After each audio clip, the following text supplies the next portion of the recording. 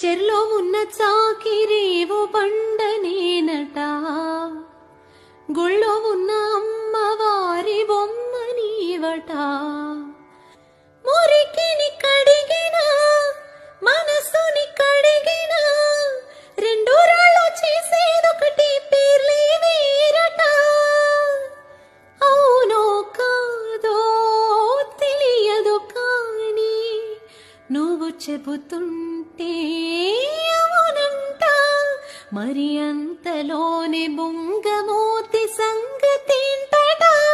నాకు తెలుసా మంచి చెట్ట, నువ్వు చెబితే నేర్చుకుంటా. నేను నమ్మిన